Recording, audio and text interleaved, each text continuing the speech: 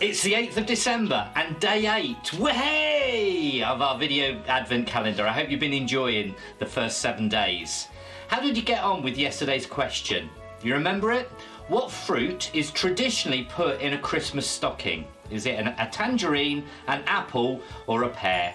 Maybe some of you have got Christmas stockings and have them every year, and you know then that it's a tangerine. Have you had a tangerine before? I love tangerines, they're fantastic. Okay, let's get ready for today's question then.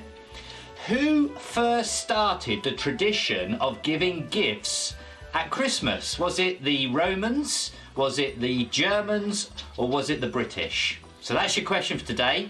Well, you know what's coming next, don't you? I hope you've been giggling away. I hope you really enjoyed the Christmas cracker jokes. It is, of course, Barney, so I'm going to hand you over to him for today's Christmas cracker joke. Christmas jokes with Barney! What does Santa's little helpers learn at school? The alphabet.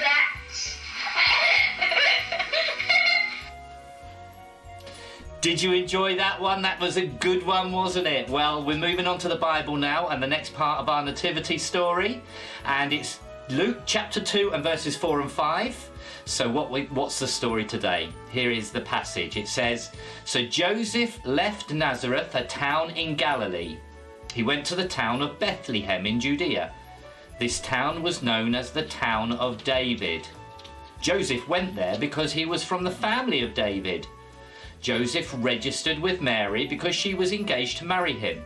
Mary was now pregnant." Bethlehem wasn't only Joseph's hometown, it was the hometown of King David too. You see, Joseph descended from King David. Do you remember him in the Old Testament? He was the one who fought Goliath before he became king, but he was probably the greatest king Israel ever had. The journey wasn't going to be an easy one. They needed to travel from Galilee, which is in the north of Israel, all the way down to the south to Judea, either going around or through another country that split Galilee and Judea apart called Samaria. And Mary was heavily pregnant as well. It was not an easy time to go, but it was necessary by law, and they would have to go on foot or maybe with a donkey as well. It was going to be difficult. Well, tomorrow we'll see what happens next in the story as they set off on that journey.